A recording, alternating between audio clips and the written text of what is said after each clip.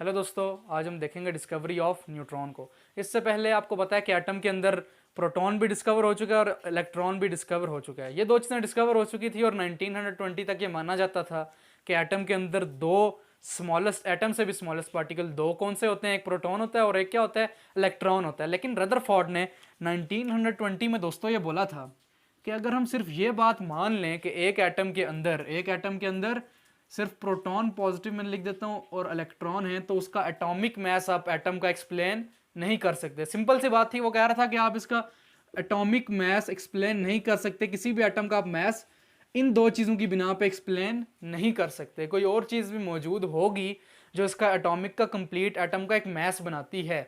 मसलन किस तरह, अगर आप इसके मैं इजी वर्डिंग से पहले मिसाल दे दूं, फिर आपको इसकी तरफ लेकर चलते हैं। एक सपोज आपके पास एक बाउल है दोस्तों, और उसके अंदर हमें नहीं पता इसके अंदर कितनी बॉल्स पड़ी हुई हैं दोस्तों। ठीक हो गया।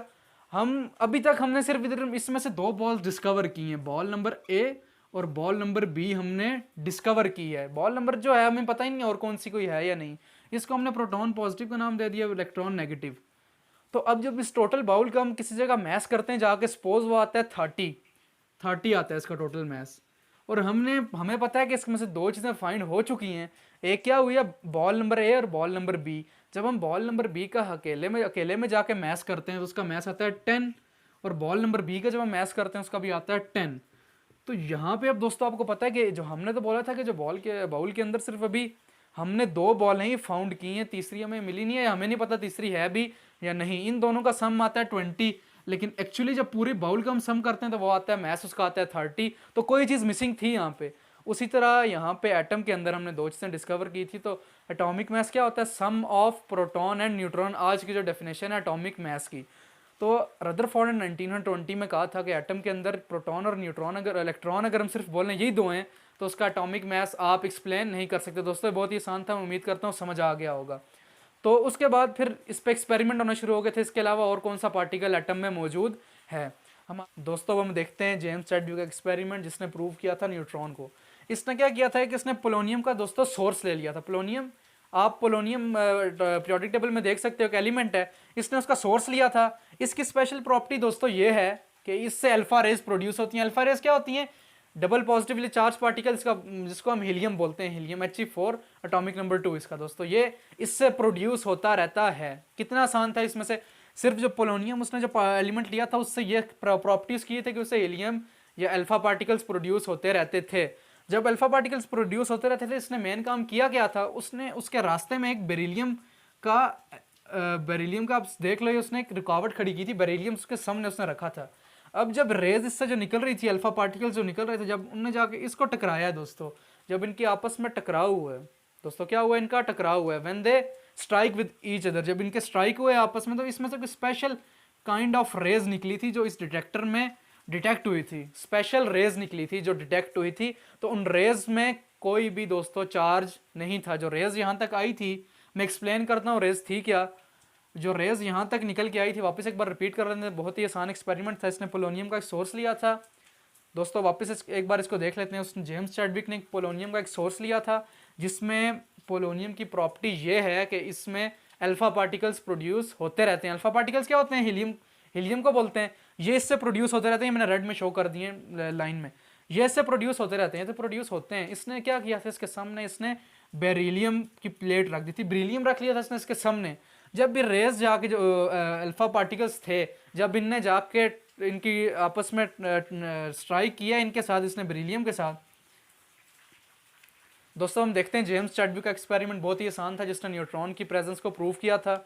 इसने क्या किया था, सबसे पहले इसने पोलोनियम सोर्स लिया था। क्या लिया था, पोलोनियम सोर्स। आप देख सकते हो पीरियोडिक टेबल में पोलोनियम एक मेटल एलिमेंट है, वो उसने लिया था। इसकी प्रॉपर्टी दोस्तों क्या है, इससे प्रोड्यूस होते रहते हैं अल्फा पार्टिकल जो डबल पॉजिटिवली चार्ज होते हैं, जिनको हम हीलियम बोलते हैं, H हीलियम।